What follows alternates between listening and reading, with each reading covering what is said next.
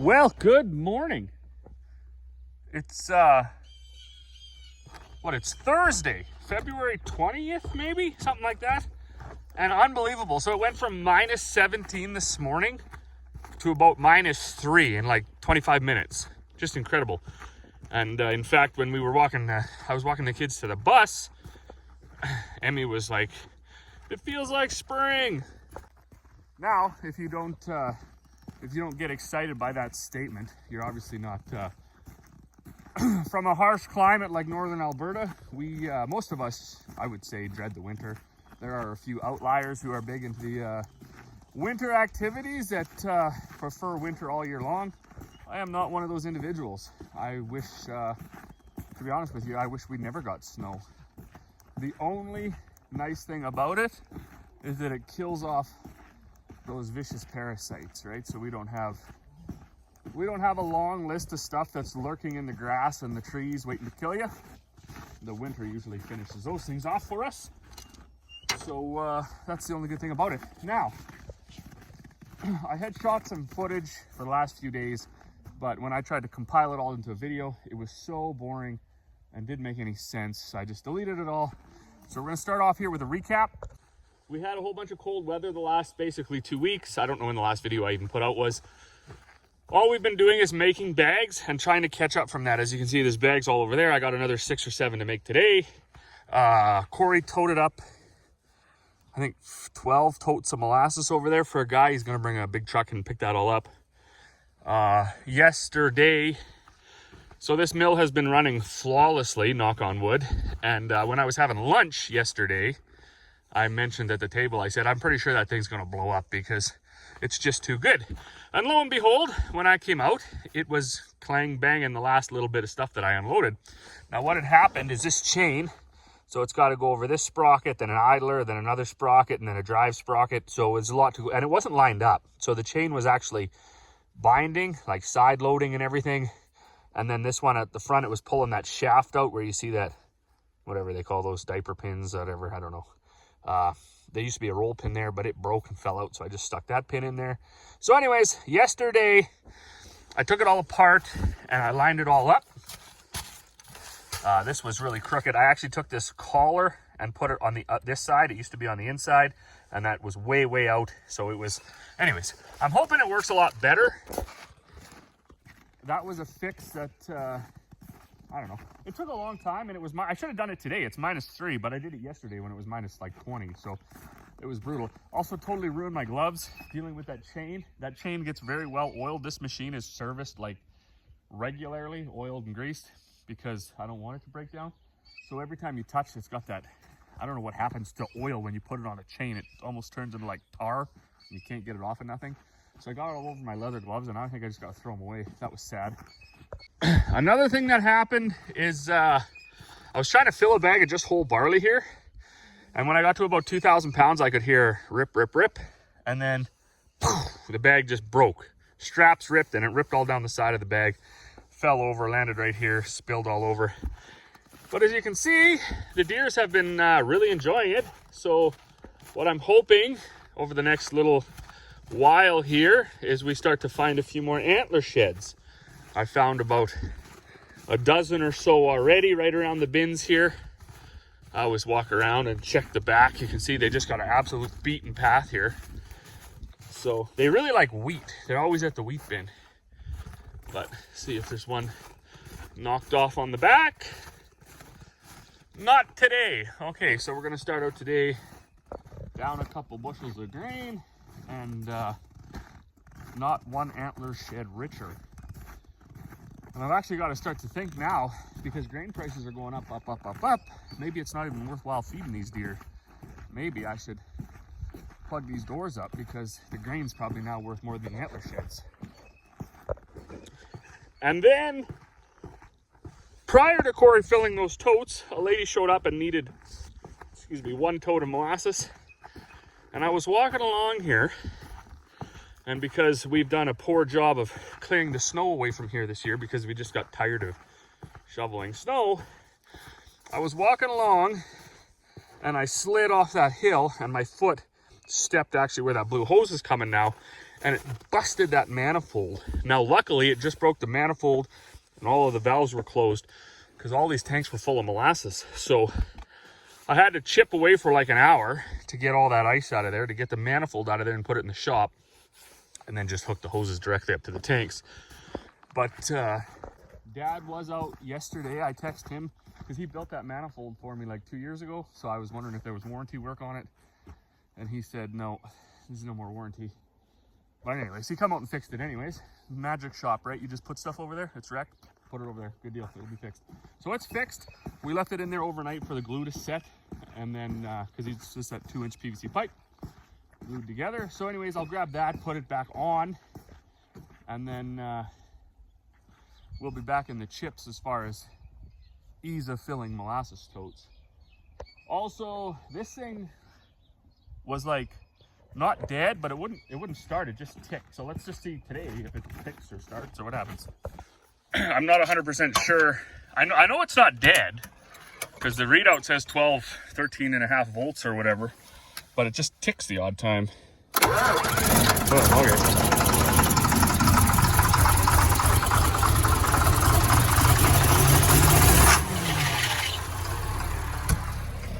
Winner, not dead.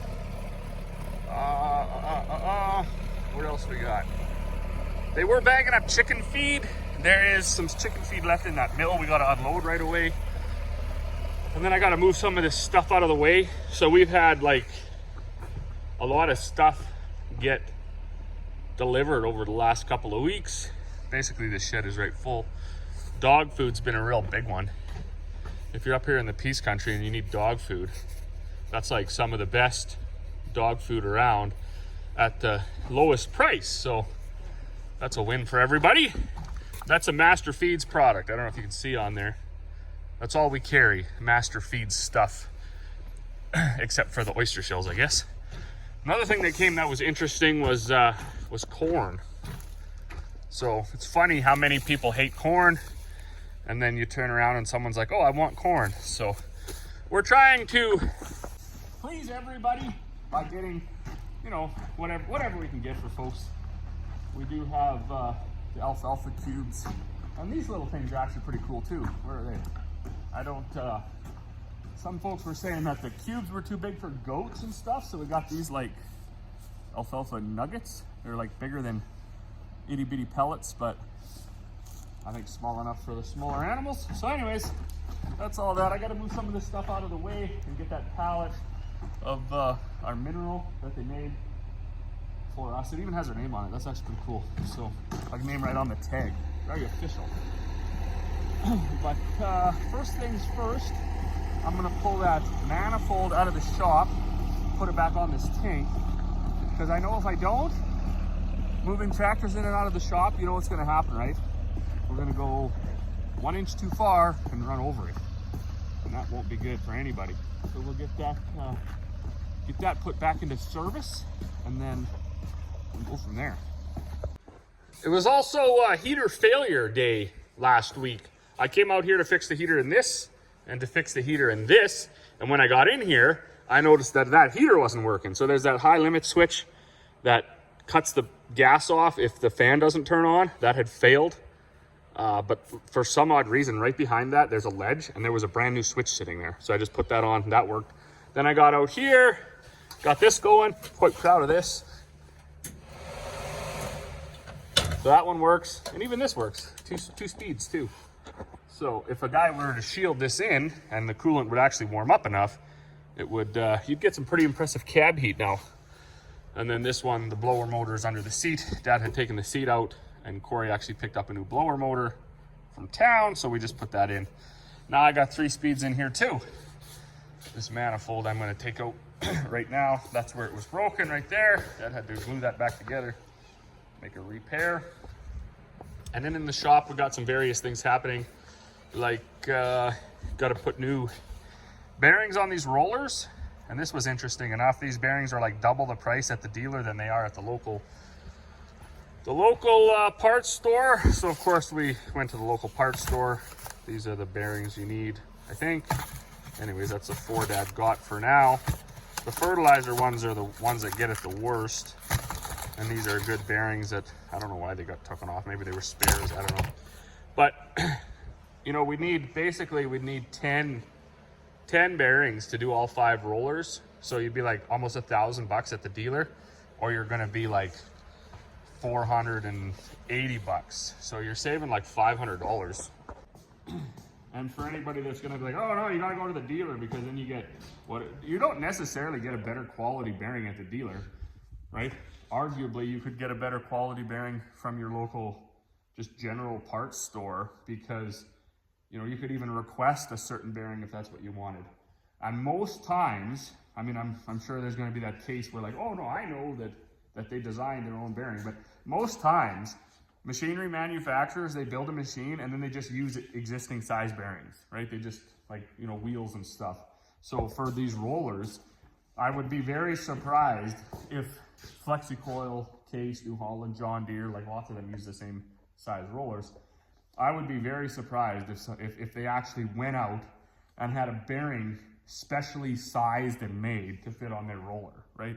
Most likely they got a bearing and they're like, okay, well, we'll just build everything to fit that bearing. So often, what I'm getting at is oftentimes there's nothing specific about the bearing. It's just a general normal bearing.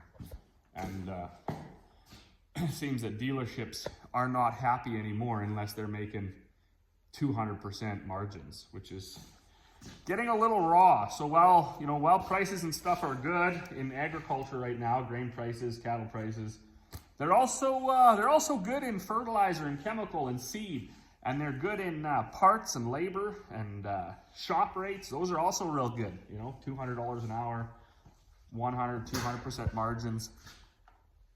Just lots of money in and out. But anyways, that's that. Let's get this manifold back on there before somebody runs it over and see if we can have a productive day. All right, she's back on there, and I just give her the old pressure test by opening up that valve. I don't see any leaks, so I'm gonna call her victory. Go back over here, try not to step on it. Give this a little bit of a shut ski there. Life is good. All right, now off to grind up some peas. Well, this is much different than it was yesterday. And I had made a video a while ago talking about like the benefits of just stopping the operation and fixing what needs to be fixed. So many times in agriculture, we just limp it through, and then, you know, because it's working with a Band-Aid on it, we just leave it. And that's kind of what happened here with the unloader chain that you can see spinning there. I knew it was off. I could hear it grinding a little bit, but it was working, so I didn't worry about it. I should have a while ago. I should have stopped and lined it up because it's unloading faster. I can have it fully open.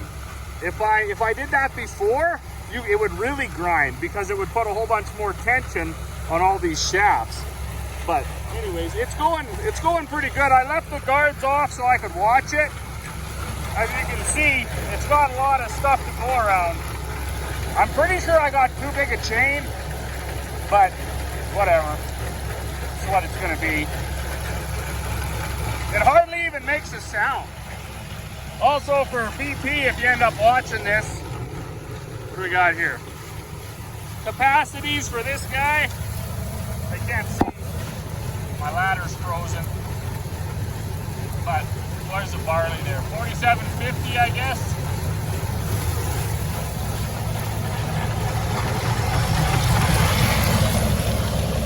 I've also been finding I'm making a better ration with the hammers with the really, really dry barley. If you try to roll barley that's really, really, really, really dry, if you set your rollers too tight, it just blows it up. And you effectively end up with chop anyway. So what I was doing, my buddy Jeremy was saying the same thing. If you put a big screen in here and you idle that tractor down, you can actually smash it into bigger chunks. And definitely looks like you get a better finished product anyways. I see I got a bearing going in the bottom of this. I probably will leave that till it just blows up. We'll stop something altogether. That's why those fines are piling up right there. They're leaking out of the bearing that drives this auger. And what's going to happen if we don't repair that? Eventually the bearings are going to fall right out, and then it'll be all sloppy in there. And then that gear, because it's just two bevel gears that drive each other, it'll just hop away, and I'll most likely end up with a full mill, and I'll be mad because it's full and I can't unload it. But this is just contradicting what I just said. I'm not gonna stop and fix it yet. I'm gonna make about 6 more bags, and then I'll pull it out of here. I can't really get it out of here is the problem, and I'm not gonna fix it there. I pretty much need to wait for it to melt in order to get my mill out of the snowbank. See, it's all snowed in here, everything.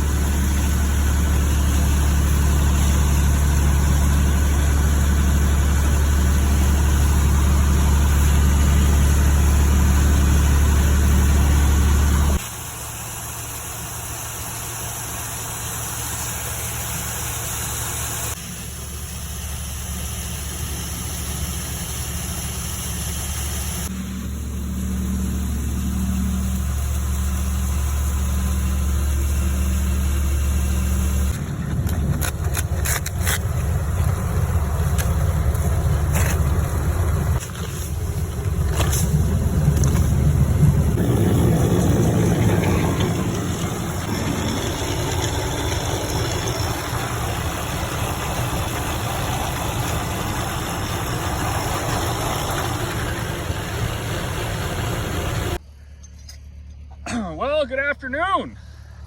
Just had to find myself an adjustable hammer here to smack a couple of these nails down into this pallet so I don't cut up my bag. Should be good. I'm going to take this ton of feed that I made, take it up for my steers. So this is like the first time where I actually made a specific ration for my own animals. You know, they say like a mechanic, his stuff is always like broke down or neglected because he's so busy fixing everybody else's stuff, and then when he gets to his own, he just doesn't feel like doing it.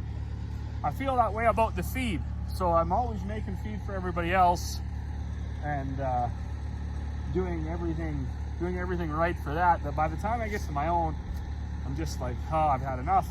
Old barley or whatever's good enough. And that's what I do. But the folks that I make this specific ration for, there's a bit of whole stuff in here because I had to flush the mill out with a few 100 pounds. This is kind of designed for marbling meat and then finishing like Wagyu, specifically cattle. They were here the other day, and that's actually where I got my 5 steers from. And he had pointed out that he thought my steers weren't as big as they should be by now. And I mean, the guy's probably right. He does this for a living. So I said, you know what?